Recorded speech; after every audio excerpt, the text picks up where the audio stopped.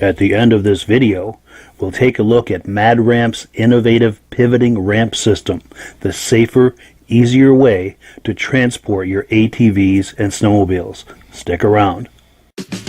Before we begin, I'd like to give a quick shout out to our friends at the historic Lancaster Motel in Lancaster, New Hampshire. The Lancaster Motel has been serving snowmobilers since the 60s, and they are the perfect eastern trail riding destination for snowmobilers young and old. The Lancaster Motel is right on Corridor Trail 5 in Lancaster, New Hampshire, with plenty of parking for vehicles, sleds, and trailers. Plus, the Lancaster Motel is within walking distance of Crane's Snowmobile Museum, plus restaurants, shopping, entertainment, and more. Click the link in the description to learn more about the Lancaster Motel.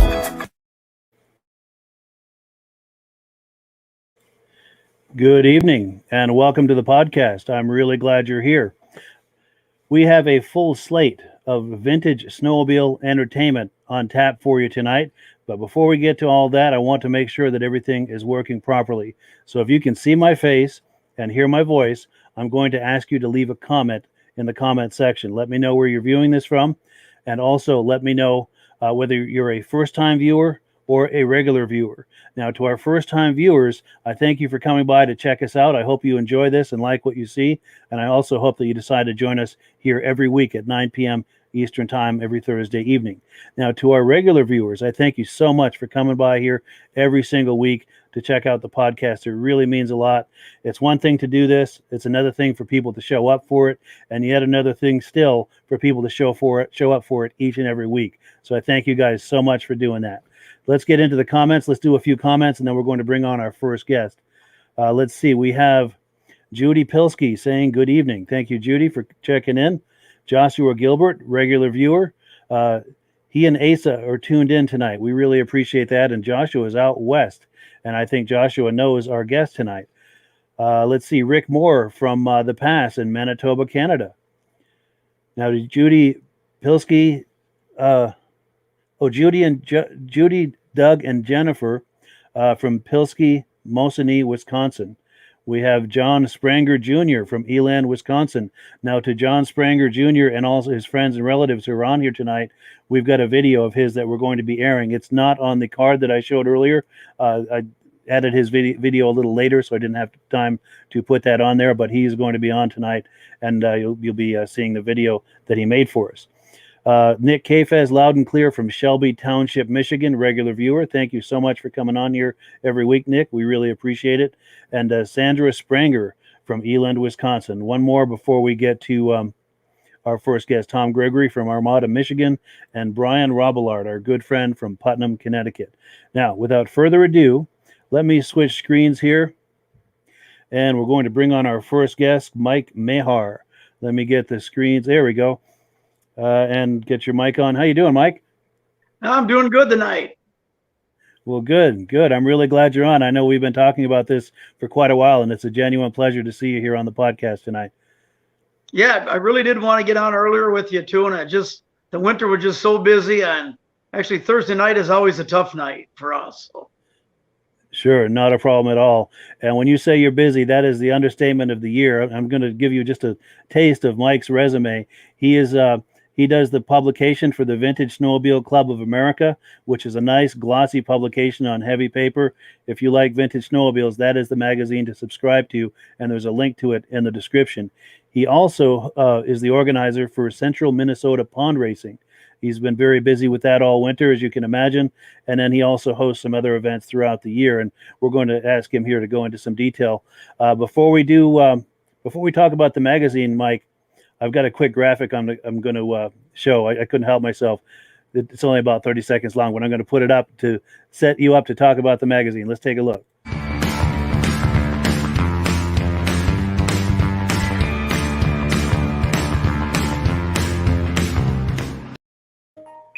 There it is. You know where I got that, right? That's right. I like that one. It's good. Cool. Yeah, please tell us about the magazine. I do know quite a few people from coast to coast, but actually my wife and I, my late wife, Judy, bought the magazine in 2005. And it's just been a fun thing for our family. Our whole family's involved. And we've met so many good people across the snow belt. Vintage snowmobiles are still probably the best group of people you're going to find anywhere in any sport. Agreed, absolutely. Magazine's still hanging in there, I think. I'm not sure, but I think right now I'm probably one of the longest owners of the magazine that kept it going, So wonderful. That's kind of a thing on our bucket list that makes me feel good, But yeah, for sure. I know you work real hard on it, and it's a beautiful magazine. If anybody is viewing this and my tongue is in a knot, and if you're even remotely curious about the magazine, there is a link in the description where you can subscribe to the magazine. And this comes out how many times a year, Mike? Yeah, it's 4 times a year. It comes out in March, June, September, and December. And we cover pretty much anything to do with vintage snowmobiles, all the way from restorations, shows, of course, and vintage racing the last couple of years has been a pretty big deal across the Midwest, and it was doing pretty good in the East. You guys just had a tough winter with the COVID stuff this year, I heard, So yeah, for sure. And this is a good opportunity. I'm going to pop a couple of covers on the screen so people can see the December issue is there on the left, and the March issue, which I imagine has just come out, is the image there on the right. Just to tease people into thinking about clicking that link to subscribe to this. What are some of the recent articles that have been in there that might capture some people's curiosity? Okay, in the last one, we did a little bit of coverage too on the Eastern Snowmobile Hall of Fame that was sent to us by Midge, so I thank him for that. And sure, we have one thing we've never done before. We did this time. We kind of did a tribute to the women of vintage snowmobile racing in this article for 2021, and it was surprising when that thing started how many women we actually have racing, and I know we still miss quite a few, and we're going to try to do better next year at that.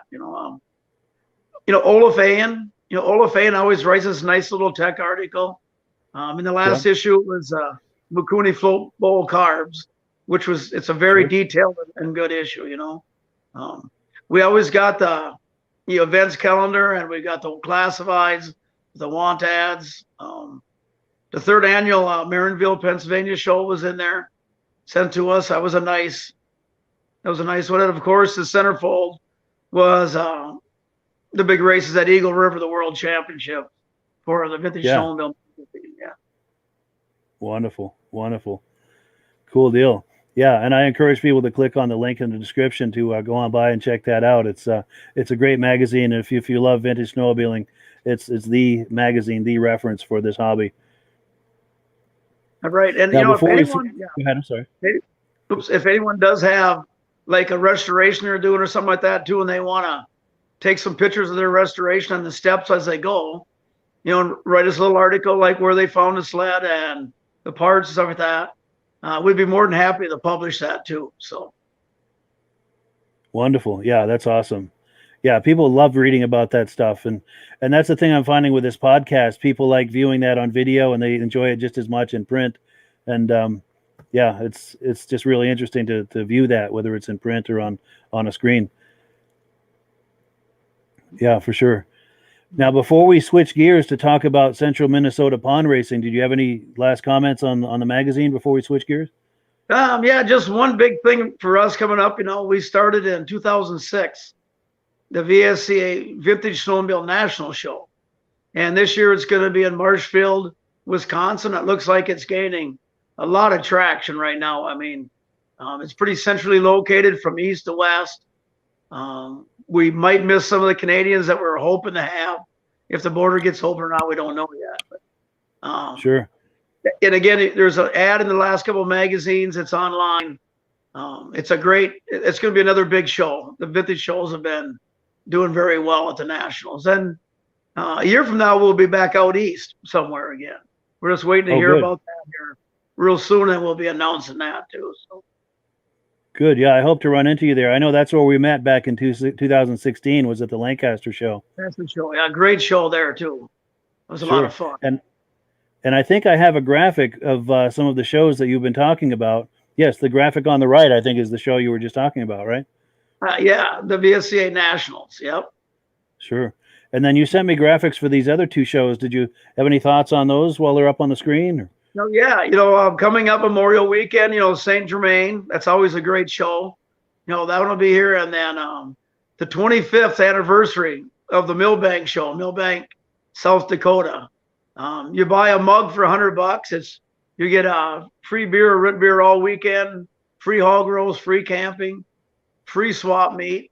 I think that's gonna be a really good fun time there too. Yeah, for sure. It sounds like with so much there, if they don't have it, you don't need it, right? That's right. It's pretty much everything's gonna be nice. Very cool. Now, before we switch gears into the Central Minnesota pond racing, I do have a quick video. It's about I think about a 2-minute video that shows one of the races in the F500 class. I'm going to run that real quick, and then we'll chat about that on the other side, if that's all right. All right, I'm going to roll it.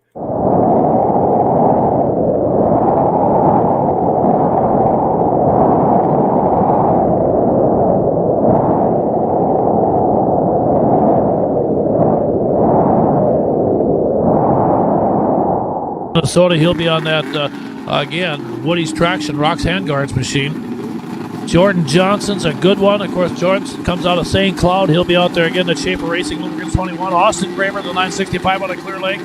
Jason Smoody, the 6. Jason, I think, is actually right here out of Detroit Lakes, up in this area up here. Anyway, Jason Smoody on that number 6. And then Jared Jost out of Alexandria, Minnesota, also comes out. He'll be out. And Jost just jumped the gun, and he got to go to the back on that one there. Okay, let's try it again one more time. They drop the green. Here we go. Graber got a little bit of a hole shot in that one. Austin Graber out of Clear Lake on that 965. I tell you, the Graber boys have been fun to watch. Those two brothers go at it. He's been racing since he was 12 years old. He's about 25 now, I believe. As they come off turn 4, look at this. Here they come. Look at this battle for the lead again. It's going to be Smoody in the lead. Johnson's up there now. Man, and they're switching all over the place. A lot of shuffling back and forth as they go back and forth down that back straightaway. The first 5 sleds all locked up. 3-way battle for third right now. Here they come. Smoody's got the lead right now, coming off turn 4. Hanging good, looking good. The 6 machine out there. Now Sears comes up there in the 15. He joins the party. And they switch it around some more. Sears on the 15 moves to second. Smoot takes the lead down the back straightaway. Here comes Hunter Sears one more time on the outside. And keep an eye. Looks like Graber maybe running third as they come off turn 4. And it's going to be Smoody with a win. Sears second. And Jordan Johnson finishing third on the 21J. Yikes. How about that, everybody?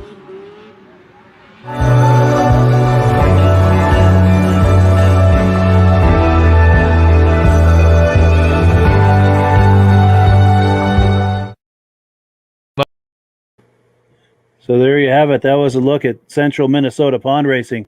Yeah, can you tell us about that, Mike? How did that all get started, and your involvement in it, and where we are today? Yeah, in 2013, actually, my daughter and I were sitting talking one night, and what we were really missing in Minnesota here was a place for people to start racing. We had some pretty high caliber stuff, the Oval Racers Alliance, all that stuff, but the competition was very tough to get into, and it was quite expensive. So we started what we called, actually we started out as Mid-Minnesota Winter Shows, but we always raced on a lake, and we kind of picked up the name Pond Racers. So we said, well, let's just call ourselves Central Minnesota Pond Racers, or CMPR for sure. And, in the last 7 years, it's growing at a rate we never would have imagined. We're probably by far the largest circuit. I don't want to say across the whole snow belt, but definitely in the Midwest right now. We race everything from vintage single cylinders to pro lights all in the same day, so. That's cool. And so something for everybody at every stage of racing. Yeah, and every stage in between. We go all the way up through the vintage super stocks, vintage mod leaf spring, the IFS Snow Pro sleds, and we do junior. We have like 6 junior classes, all the way from junior vintage. We have a 10 and under class, 11 to 15 class, and then we got junior novice, junior 1 sprint, junior 2 sprint, junior 500. I think we had about 26 juniors racing with us this year. 26. That's amazing. Yeah. That's cool. That's the future of this hobby too. It was our goal, and the juniors all run free with us. They don't pay anything to race. Really? Yeah. Wonderful. Now, while we're talking here, I'm putting some comments on the screen, and they're coming in so hot and heavy that I lost my place. But the bottom line is they're saying they're really enjoying this. Where the heck? Here we go. Okay. But please continue your thought. I'm sorry. But the thing I was going to mention about the juniors, that is the future of this hobby. And that's really encouraging to see so many juniors interested in this, to show up to race like that. Yeah, right. Exactly. And we also let the moms get involved. I think we have about 18 women drivers too. We make classes for them. So dad can come and play, mom can play, and so can the kids. And some of them they can have one sled and they all 3 can race the same sled. So it doesn't have to be very expensive. And we got a business model where each driver pays $35 that day, and then they can sign up for as many classes they have a legal sled for and run for that one $35 fee. No insurance fees, no membership fees. My daughter and I go out and we just raise sponsorship to pay for all that and give the drivers a break, That's amazing. That keeps it really affordable and accessible to pretty much anyone who wants to do it. Yeah, right. Very cool. Very cool. And I'm just popping some comments up on here. People are really liking this. And the thing I was going to mention too is that I hear a lot about Central Minnesota pond racing doing this podcast. A lot of people will say, do you know if there's racing this week, or these kind of comments, and it's like, it's a household name, not only I think in the Midwest, but just across the vintage snowmobile hobby. Well, a couple of years ago we started doing the live streams, which is it's not real cheap to do that, but we usually raise enough sponsorship to pay for that, and then everybody gets to live stream our races free. We got some great sponsors, and I should have had a list of them here tonight, but I don't want to. If I start naming them off, I'm going to miss some important ones, I'm sure. I can say like Country Cat of Sauk Center, Minnesota, the Wondershites. They're our title sponsor. I mean, those guys, stick a lot of money into our little circuit and help us out a lot. There's many other ones too. Sure. That is very cool. And to people who are regular viewers on my Vintage Snowmobile Lovers Facebook page, I've carried some of those races both live and after the fact for people to see, with your permission, of course. And it's gotten very good viewership, sometimes 7, 8, 10,000 views. So it's been very well received. We usually get each race. We have about between 21 and 24,000 viewers during the race. From Sweden. One day we had people logged in from Sweden, Canada, Arizona, Florida, Texas. So, I mean, that's the cool part. People that would never see racing, get to watch racing for the day, Yeah. I know the plow breaks and stuff like that get a little boring, but that's just kind of part of the day, The Sure. racing was really good this year. So, And some of the racers show up from many states away as well. I know Josh Gilbert had planned to go this year, and he was going to come out from, I think, Idaho, wasn't it? yeah, and we were, Pierce Lake, Idaho, Yes. I believe. Yeah, and Yeah, I was I think so you're right. looking forward to that. And actually, they were gonna bunk with me for a week or so here, so it was gonna be a great time. And hopefully, things work out better for them next year, and they can make it out and come play with us. So. Yeah, for sure. But that truly is impressive that people from that far away are interested in coming to that event, to participate. Mm-hmm. Yeah, And, we we've usually get, Michigan and Wisconsin are pretty well represented. Iowa, North, South Dakota, Logan, Utah. We had a guy show up from there this year and raced with us. We used to have quite a few Canadians. Again, this year, we usually have about 12, 15 Canadian drivers, but they couldn't make it across the border. The border's still closed. Border's still locked out. Yeah, sure. Now, I've got a comment on the screen from our friend George Papillon. He was wondering about how to subscribe to the magazine. And George, there is a link in the description for you to be able to subscribe. Also, if you're interested in Central Minnesota pond racing, there's links in the description for that as well. If you get on their Facebook page and start scrolling down, just keep scrolling, you'll see a number of different races there, and you can watch pretty much the whole season from the Facebook page. Right. And anybody that wants to subscribe to the magazine too, it's just www.vsca.com. And there's a store right there. They can sign up. When they get on there too, they can see my phone number. They can call me. Nice. Yeah, in fact, I was on that page today. I think if the vsca.com page, if you scroll down to the bottom of that page, there's a link for a subscription. Yeah, or right on top, you can go over to the store, hit store, then it'll say, sign, subscriptions too. Oh, good. The store link too. Excellent. Yep. Good deal. Good deal. Great. Well, cool. Any final thoughts, Mike, before we wrap things up? Or? No, thanks a lot for letting me come on tonight, and hopefully can do this again sometime. And yeah, absolutely. Anything. Thank all the viewers that, come on and listen to us, Yeah, for sure. Yeah, I thank you for coming on as well. And anytime you have something to talk about, whether it's with racing, the magazine, or any kind of events, please be in touch with me. We'd love to have you on here and promote that.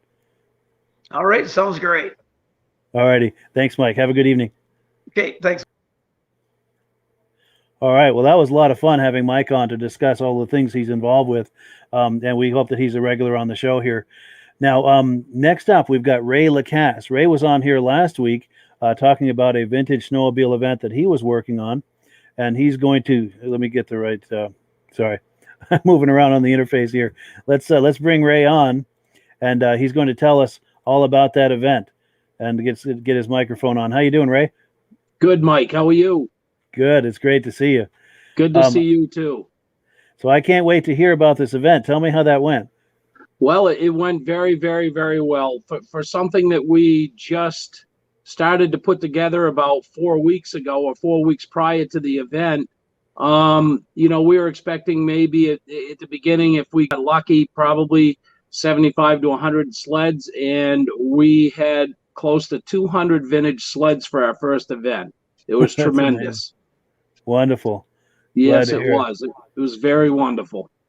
And people were coming from several states away, weren't they? A lot of them? We had people coming from Connecticut, from New York, from Pennsylvania, from Rhode Island, from Massachusetts, Maine, Vermont.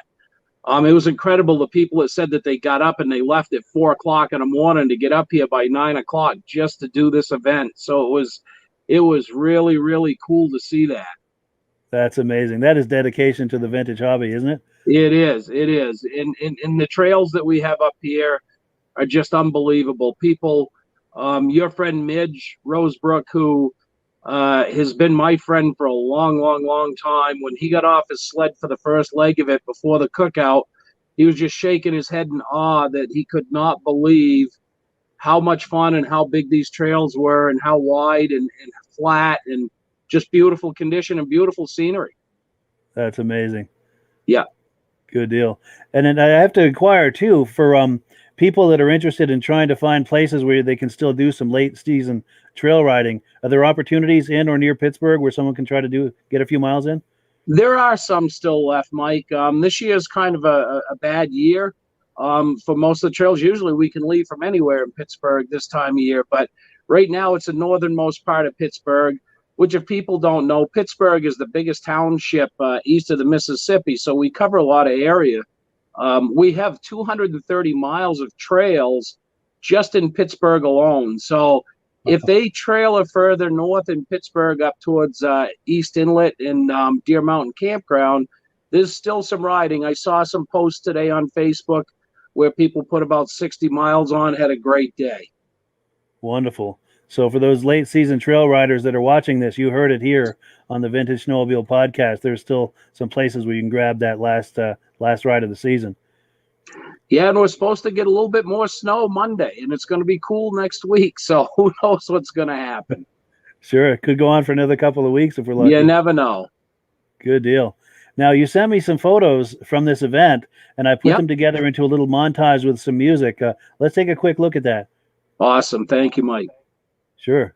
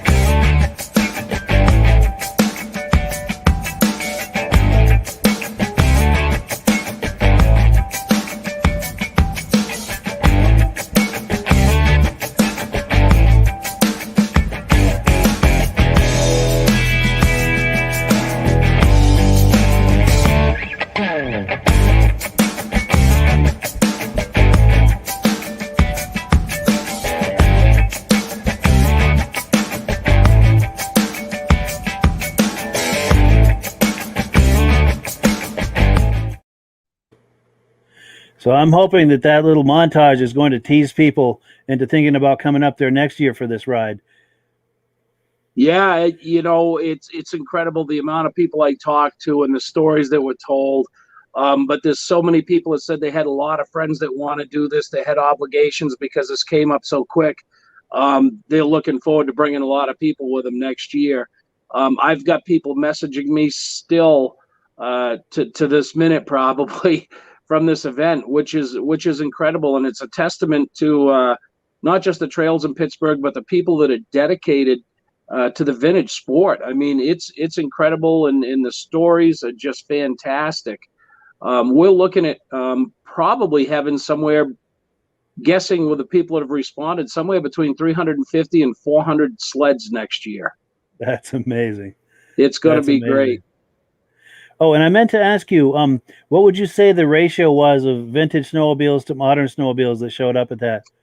I would say there's probably 90% vintage snowmobiles. The 10% that showed up may have been a couple of people that were riding with them that didn't have a vintage sled.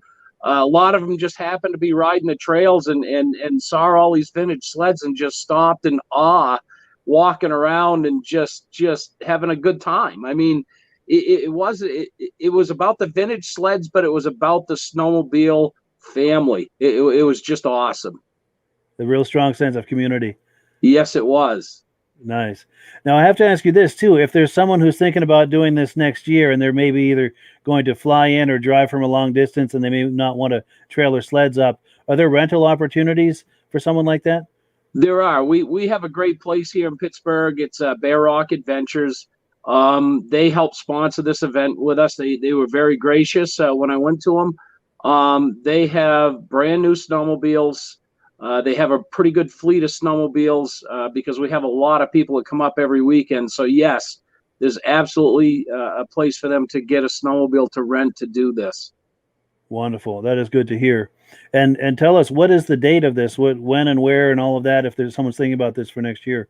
Yeah, well, we've picked the date already. It's going to be the same weekend. It's going to be March 19th of 2022. We're expecting, like I said, 350 to 400 sleds. So we're probably going to have, and we're going to work on this. It's going to be a work in progress, but it looks like we'll probably have like 3 starting points that would go a couple of miles before they merge onto the same trail. So we're going to have plenty of parking, plenty of trails to ride. And if they're registered, like I said, we got 230 miles. If they want to go ride, they can go ride and have some fun. That's amazing. And if I remember correctly, for those who have maybe a vintage sled that's not registered, if they just stayed on the trail that you were going on, that circuit, that loop, they didn't have to register their sled. Do I understand that correctly? You do understand that correctly. We're permitted through the state. We will get another permit for next year. And it doesn't even have to be a vintage sled. They could bring up a new sled. They can run any sled that they want as long as they stay on the marked trail during the designated time without it being registered. That's an amazing opportunity. Yep. That is cool. Well, I'm going to tease the people just a little bit more, because not only do we have that photo montage we just looked at, I've also got some footage that you sent me. Great. Let's take a look at that, and I'll catch up with you on the other side of it. Awesome. I want to relive this again. Absolutely.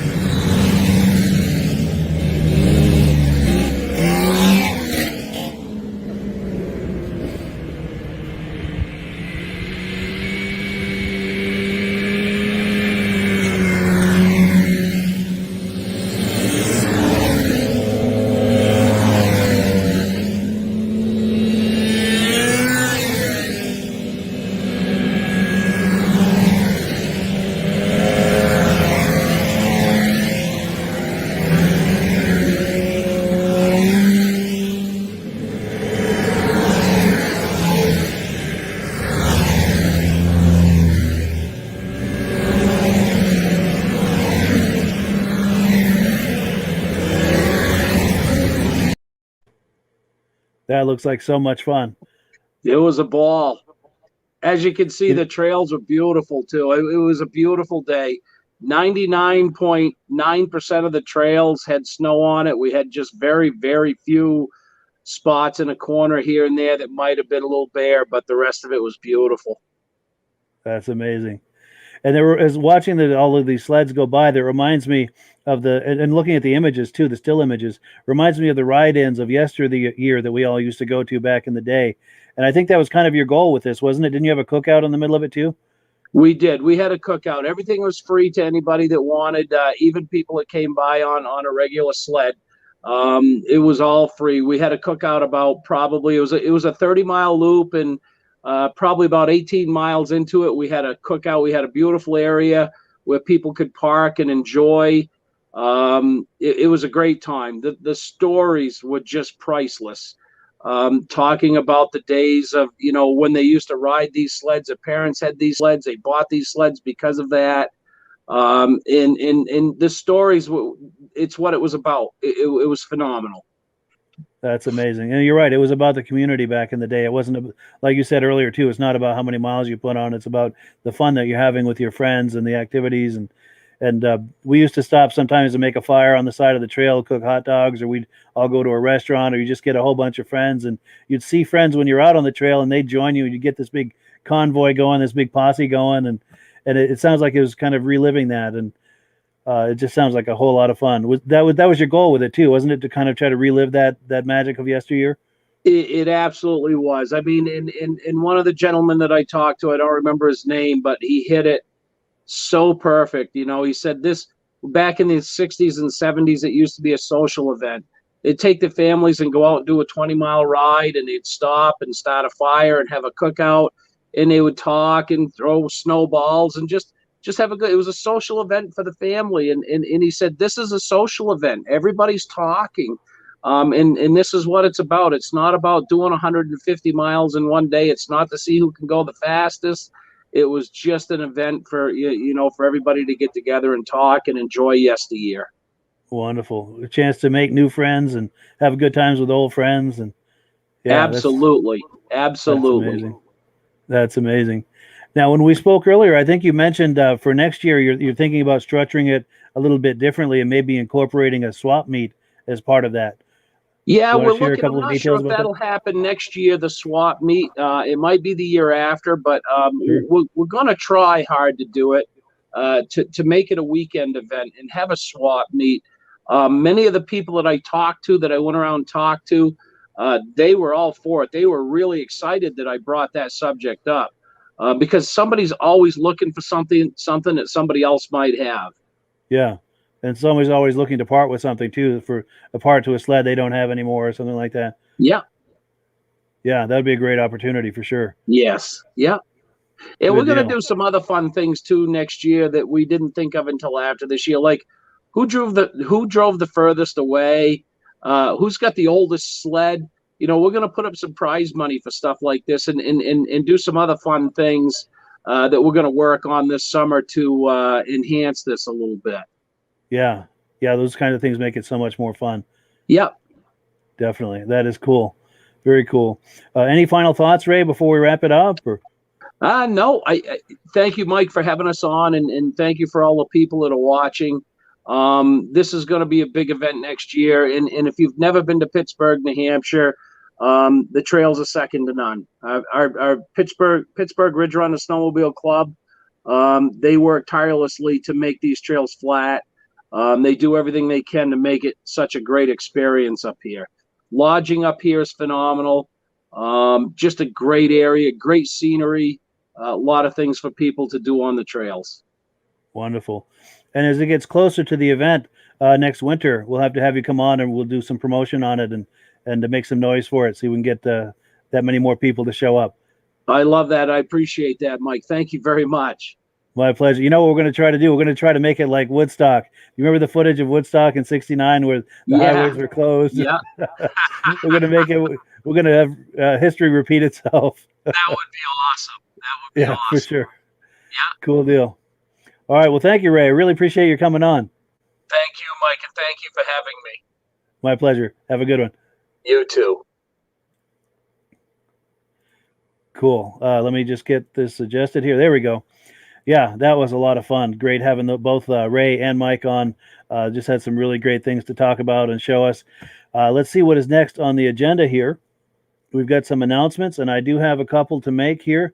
I was in touch with Holly McDermott earlier today. Now, she is looking for a friend of hers, wondering about Arctic Cat racing sleds. Wondering if there's any twin track racing sleds or racing sleds from the 70s and 80s, something like what you're looking at here, or anything like that. If you have anything like that, or if you know of a sled like that is for sale, leave a comment in the description, and she will be looking for that.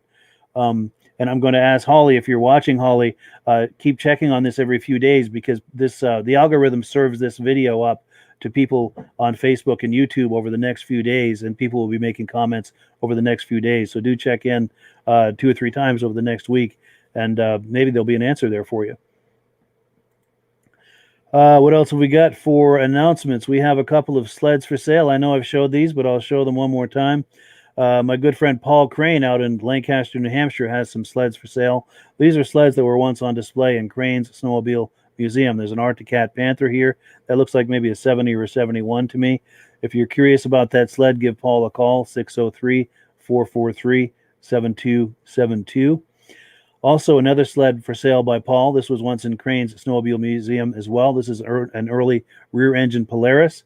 If you're curious about this, give Paul a call at 603-443-7272. Now, also in the announcement section, let me cue this up.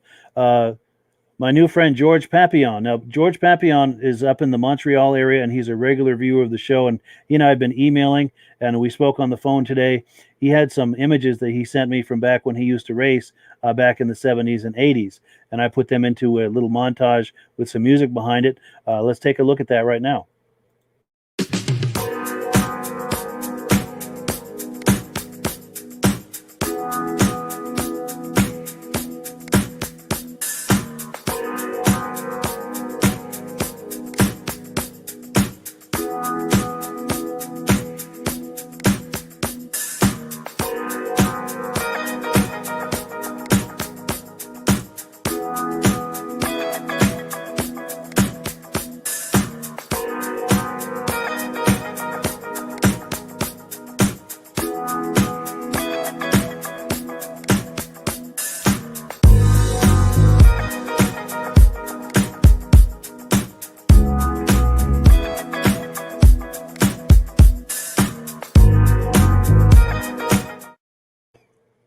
So yes, thank you very much to George Papillon for sharing those images. We had a great conversation today, George and I, and we had some great ideas for some future video projects. He's got some contacts that have vintage sleds, and he's talking about maybe approaching them to do some video that we would share on this podcast at a future date. So thank you so much for that idea, George. Very much looking forward to collaborating with you on that. So let's go back to the schedule here, the lost for words, for the agenda for the evening. Agenda is the word I was looking for. Now, the next item is actually not on the on this agenda, but I'm going to play it anyway. The reason for that is because I made this video late in the day after I'd made that graphic. But our good friend and regular viewer, John Sprenger Jr., has made a video, and I'm going to play it right now. Let's get this up on the screen. Not used to doing it this way. Let me try it. Hi, I'm John Sprenger Jr., and I started snowmobiling in 1965. That was our first snowmobile we had, was a Skidoo 10-horse. And then in 1966, we bought a second sled, and that was Olympic S, and that also was a 250cc sled. And that was the first sled that I raced. And I worked on the engine. Being in stock A, you can't do a whole lot of things to the sleds. And I set the timing as far ahead as I possibly could without burning a hole in the piston. And then I worked the carburetor to give it more fuel and air. And that was about basically all you could get away with back in stock A in 1966. I have my racing bib on that is 55 years old. And USSA, that was the first bib I got when I raced my first race. And then we I got to tell you a little story. The 250, after having a timing so far ahead like that, when you'd start, it would backfire once in a while. And then every time when you shut it off, it would backfire like a gun going off. So one day I went out in the garage to start the snowmobile up, and I gave it gas and I backed into the lawn tractor. So being a young knucklehead like I was, I grabbed the skis, I pulled it away from the lawn tractor, got back on the snowmobile, give it gas again, and it backed into the lawn tractor again. So then I shut the engine off, and I pulled the snowmobile away from the lawn tractor, and I started the engine back up again, and this time I'm looking back, and I give it gas, and the snowmobile went forward. So I guess I invented the first Skidoo snowmobile with reverse. But anyway, I'm not going to talk about my racing career this time. I got a couple sleds that I worked on this last summer that are restored from bumper to bumper, and I'm going to show you them. I got to switch the screen here. Okay, this is a 1996 Skidoo MXZ, and this is the same type of sled that Tony Heikkinen back in 1996 raced snowcross with. He won the USA and Canadian championships on it. And it's got 10 inches of travel in the rear. It's got the ETS SC10 rear suspension, and it's got the DSA front independent 10-inch travel suspension. The skis from outside to outside measure 46 inches. This is on a S2000 chassis. Skidoo built this chassis especially for snowcross racing. It's a very, very strong, rigid chassis to take all the jumps and big bumps and everything. And it was a really good handling sled.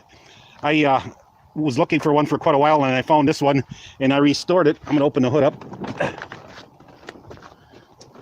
Okay.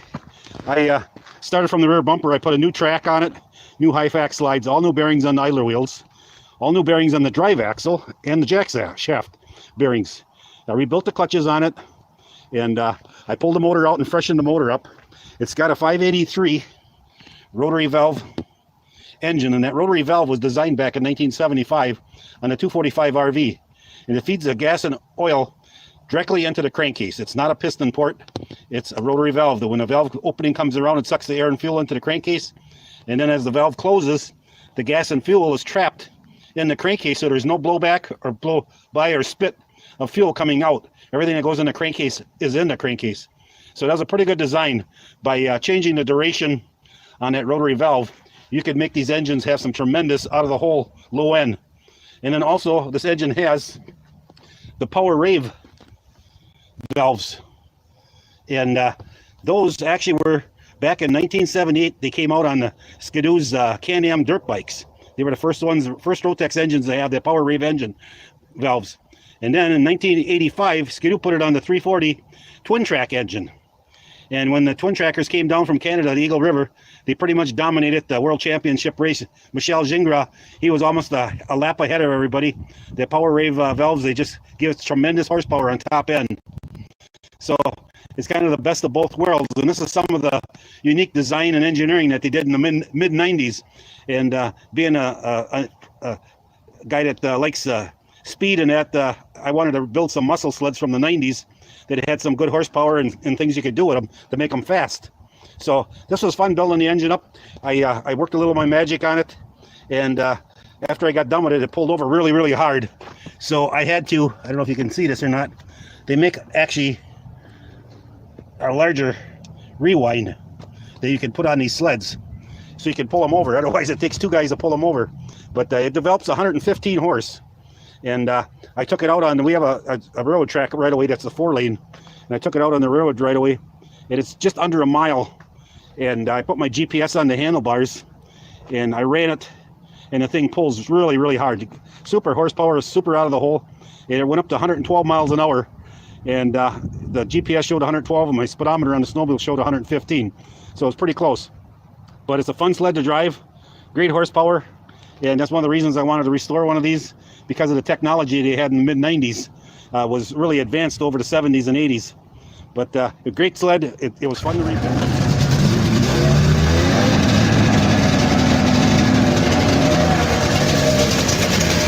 Put on this one.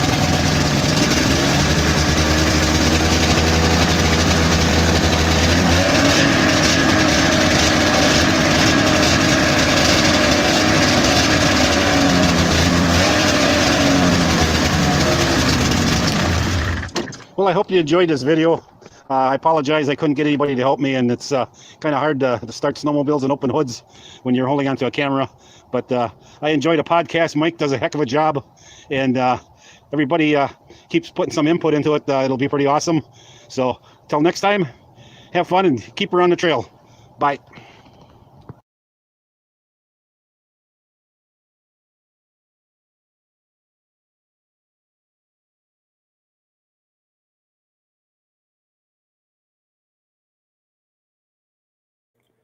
Sorry, folks, I had my mic off. Yeah, that was a video from John Spranger Jr., and I thank John so much for sending that video. I really appreciate it. And that I wanted to make a comment. That's the spirit of what I'd like this podcast to be. It's all well and good that I put my videos on here and everything, but I really would like this to be a reflection of the vintage snowmobile community, where people are sending me videos and images and things that I can share on here. So as vintage enthusiasts, we can all see what each other is doing. It's just a great reflection of the hobby. It's kind of a way to, if you will, hold a mirror up to the hobby, the vintage snowmobile hobby, and a way for us to all see what the other is doing.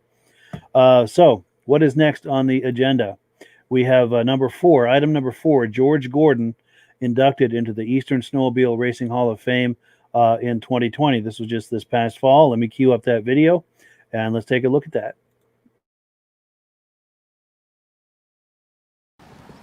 Okay, let's start with our first inductee.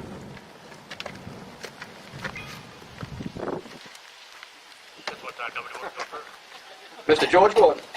George, you can go. George, why don't you just sit there for a minute? I'm going to read your little plaque, and then I'll have you come up. George earned the 4th lowest bid number for stock classes during his first year of competition, becoming season high point winner in B stock and second high point winner in A stock. He dominated every class he entered at the 1974 New England Snowmobile Open in Greenville, Maine, winning all 4 places in A stock, B stock, and C stock. George won first place in B stock at the 1974 World Series in Eagle River, Wisconsin. During the second race in 1974, George was injured in a crash, ending his bid for the 74-75 season. In his very first race back in 1975, he won 3 firsts and a second at Jackman, Maine, the very first race of the season. For the next 3 years straight, George enjoyed a perfect attendance record by never missing a single race. George had garnered over 75 trophies in just the first 3 years of racing, attaining the number 2 Gold Big. His impeccable gentleman-like conduct, both on and off the track, earned George Gordon New England Sportsman of the Year Award for 1978. He grabbed 3 firsts, 3 seconds, and a third at the inaugural Granite State Open Championships in Berlin, New Hampshire in 1979. George worked tirelessly to improve racing, both as a member of the USSA New England Board of Directors and as chairman of the Safety Committee. Mr. George Gordon, please come take your plaque.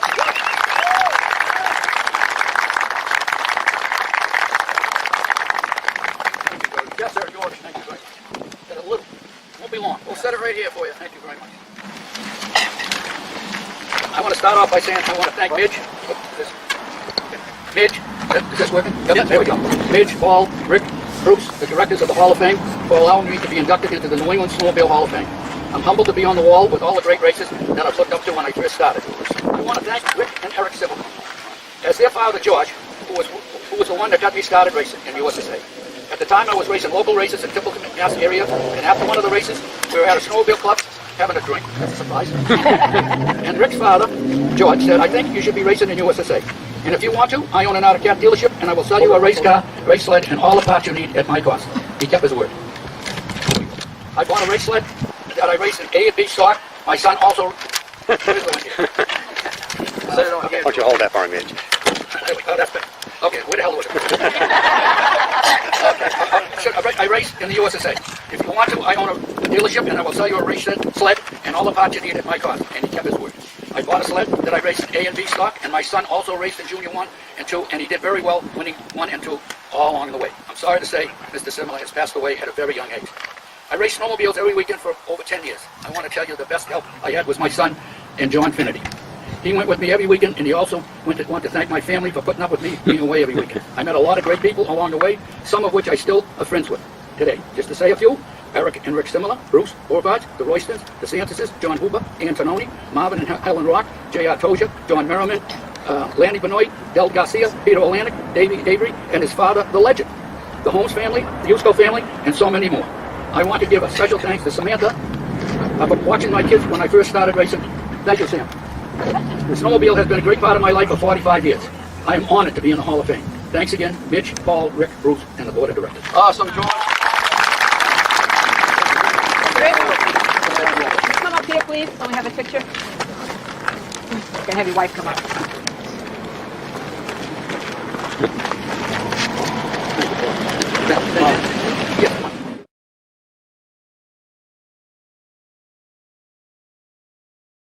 My name is George Gordon. I'm very happy to be inducted into the Hall of Fame, Snowmobile Hall of Fame up here in Lancaster. I raced snowmobiles for probably 12 years, 13 years. Maybe 12 of them, 8 of them, I raced every race. I never missed a race for at least 8 years in a row. Wow. And then I left it one time probably and was out for 2 years, and then I came back and raced again for another 2 years. And I was very happy. I thought I was successful at it, and I was pretty honored to be able to get into the Hall of Fame. A lot of people worked hard for me to get in there. Yeah. Bruce and Mitch and Paul, yeah, and all the board of directors for the Hall of Fame. And I really feel humbled to be with these same people that when I first started riding snowmobiles and racing snowmobiles, I looked up to, and I never thought I would be able to be in such a position to be on the Hall of Fame. Yeah. And I really do appreciate it. Thank Wonderful. You very much. Thank you. I appreciate it. Yeah.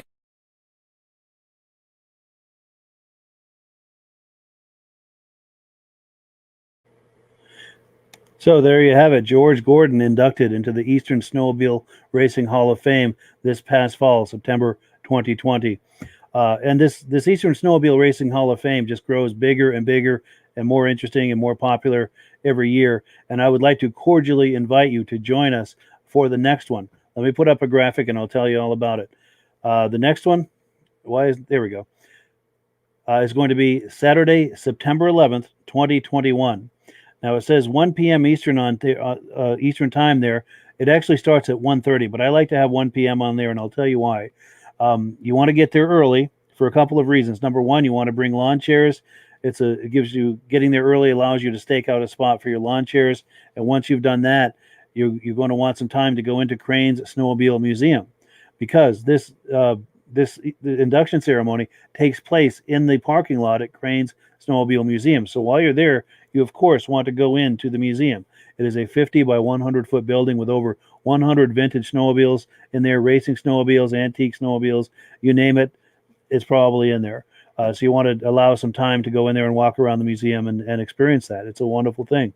And then, of course, before, after, and during the ceremony, there are inductees, past, present, and future, there just hanging out, talking to each other and visiting. And it's an opportunity for you to mix and mingle with them, get your photo taken, and just meet them and listen to amazing conversations as they visit with each other and tell these amazing stories about their experiences racing back in the day. It's just an incredible experience.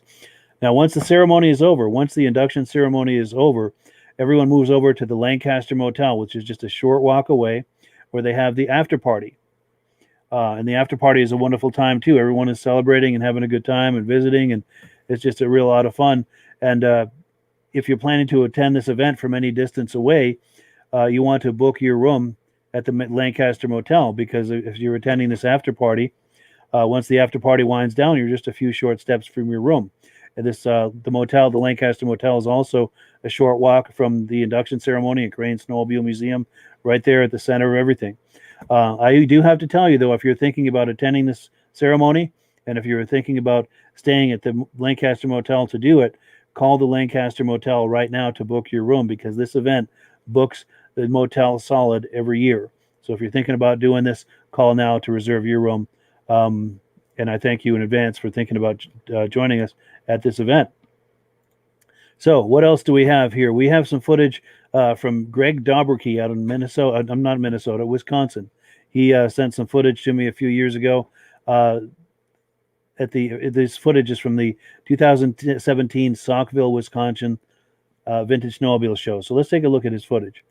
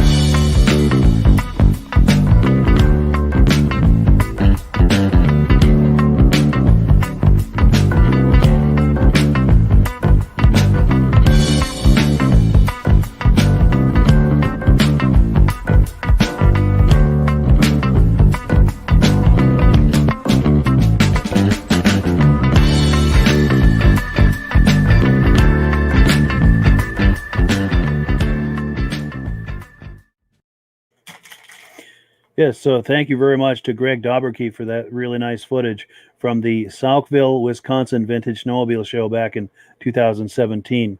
Now, those twin track Mantas that were in that video, those are Greg's. Greg is the man when it comes to twin track snowmobiles. Now, if you'd like to learn more about that, go to twintrackworld.com. That is his website where he celebrates twin track snowmobiles. Also, I've been talking, Greg and I have been emailing back and forth about having him come on the podcast sometime for some show and tell. He has some twin track, he has a twin track snowmobile collection, and we would love to have an up close and personal view of that sometime on this podcast in the near future. So what do we have next? Our last video of the night is some old home movies of vintage ski-doos supplied to us a few years ago by Mark Kirschtner. Now, when it comes to footage of snowmobiles, it's nice to see footage at these modern events and so forth where we're celebrating these vintage snowmobiles. But to me, there's no substitute for actual footage that was taken back in the day, old home movies. And that's what we're going to look at right now. Let's roll that beautiful bean footage.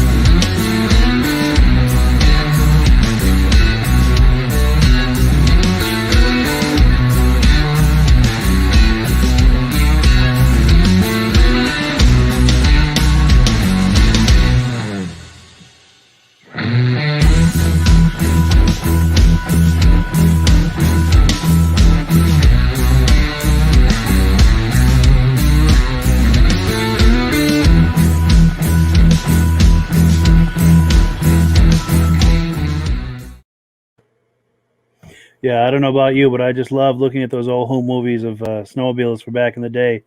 It's just the way I remember it. Is it the way you remember it? Watching them take those jumps with the skis flipping up and everything. Oh God, there's just no substitute for for those days. It's just unbelievable. That reminds me of my very first ride on a snowmobile. It was on an old Ski-Doo, probably an Olympic, maybe a 68 or 69, very much like the ones you saw in that footage. I think it was the winter of 71, I think it was. I was 6 years old, and my father, I think, was thinking about maybe getting a snowmobile. So he put us all in the car, and we drove to one of these one of these ride-ins where they had snowmobiles and things, and people were riding the snowmobiles, and they had a line there of some kids waiting to go on a snowmobile ride. And of course, I got in that line waiting to get on a snowmobile for a ride, my first ride ever on a snowmobile. And when it was my turn, I got on the back of there, and they had those metal hand grips on the back of there, and went for a ride. And it was a single width, bombed out trail. And there was a teenager that was driving it, and he was going as fast as he could, just bang, bang, bang down the trail, knocking my teeth loose. But I loved it. I was holding on for dear life and getting, banged around on that sled. But I really enjoyed it. And we got back, and of course there was the line there. Other kids were waiting to go on. And when all of the kids had gone for their ride, he came back and said, "Hey, anyone else want to go for a second time?" And pick me. So yeah, I had a chance for a second ride. Same thing, just bang, bang, bang down the trail, holding on for dear life. But I loved it, and that's what started the whole thing for me anyway. You probably have a similar story as well if you were around during that era, either as the driver of a sled like that for little kids, or someone like me as a little kid on the back of that sled for their first experience. Just amazing times. Well, that is all we have for this evening. I appreciate you guys coming on. This is the final episode of the season, but I'm not going to leave you hanging in this time slot through the summer months. I'm going to continue to run reruns of this podcast all through the summer months. So there'll be something in this time slot all through the summer months. And then in October, I'll pick up again with brand new live editions of the podcast. And I've got some cool ideas to make it bigger, better, more fun, and more interesting for the next season. Now, I'm not going to be a stranger. From time to time, I will pop up either in that time slot or just randomly on the Vintage Snowmobile Lovers Facebook page with something live. I've got some trivia night ideas and some audience engagement things, and I've got some people I'm talking to about doing some live video. So I may just come on some random night or afternoon or morning with somebody live to do some show and tell or talk up some sleds or an event. I'll just surprise you. So do keep an eye on this Vintage Snowmobile Lovers Facebook page, because I'm not going to be a stranger. And also keep an eye on this time slot every Thursday night, 9 p.m. There will be something on this time slot every week through the summer months, and it's going to be bigger and better and more fun on the other side in October. So with that, I thank you guys so much for being a part of this and making this first season of the podcast such an amazing experience. Could not have done it without you. Like I said, it's one thing to do something like this. It's another thing for people to show up for it, and yet another thing still for people to show up every single week. And for you guys that do that, I thank you so much. I love you. And that just makes this so much fun, I believe, for all of us. And like I said earlier, my goal with this is not just to show my own content, but to hold a mirror up to the vintage snowmobile hobby. And that's starting to take place. People are starting to send me images and videos, and people are contacting me about either coming on live or they know someone who they think should come on live. And it's just a wonderful thing. We've got a few last comments on Mike Meagher saying thanks for having him on tonight. That was a wonderful time with Mike, by the way. And George Papillon said another great show tonight and thanks me for sharing his old photos. And that's just a prime example of that. George shared me his old photos from yesteryear, and I put them together into a montage with a little music bed. And it's a way for all of us to enjoy vintage snowmobiling and see. These were images from yesteryear, which are always a lot of fun. And it's also fun to see images of things people are doing today. So just a good mix of the old and the new. And just this podcast, my hope with this is to hold a mirror up to the vintage snowmobile hobby so we can all see what's going on with the hobby, what each of us is doing. So keep that in mind over the summer months. If you have images, if you have video, if you know someone you think I should be talking to, don't be shy about sending an email. And if you're taking footage at events, or if you want to do a walk around video of your sled, pardon me, I'm losing my voice. Do it with your cell phone, but be sure to hold your cell phone horizontally like this for a wide shot, not vertically like this, because it is very difficult to edit vertical footage. I know it's more comfortable to hold it in your hand to do video like this, but it's really difficult to edit. So if you're doing any kind of video for the podcast, please, I beg of you, hold the camera or the cell phone like this. All right, this time I'm really going to wrap it up. Thanks, guys, for a wonderful season. You guys are the best for coming here every week. It really means a lot, and we've got bigger and better on the other side. Have a wonderful summer, and I'm not in the right place here on my interface. Now for this word from Mad Ramps. Now, if you decide that you like these Mad Ramps I'm about to show you, if you click the link in the description and order them through me, I will send you 3 free Vintage Snowmobile DVDs. Thanks, everyone. Have a wonderful summer. We'll catch you on the other side.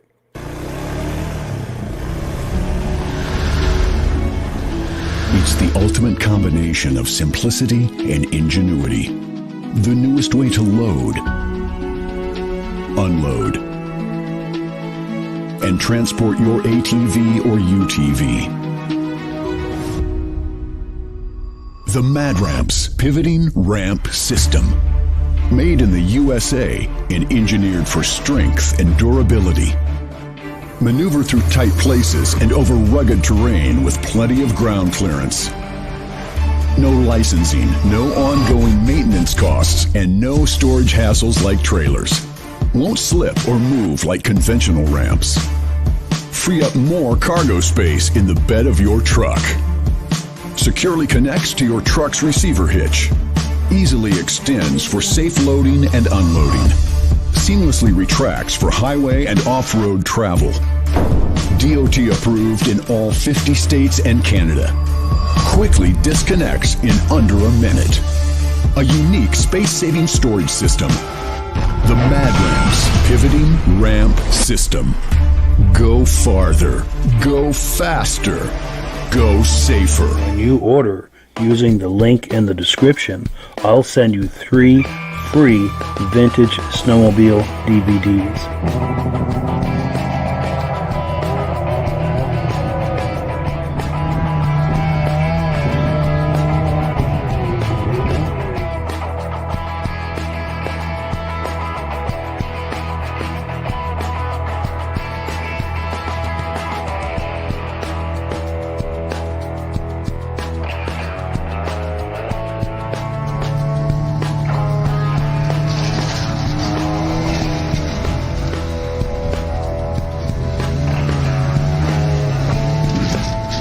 When you order using the link in the description, I'll send you 3 free Vintage Snowmobile DVDs.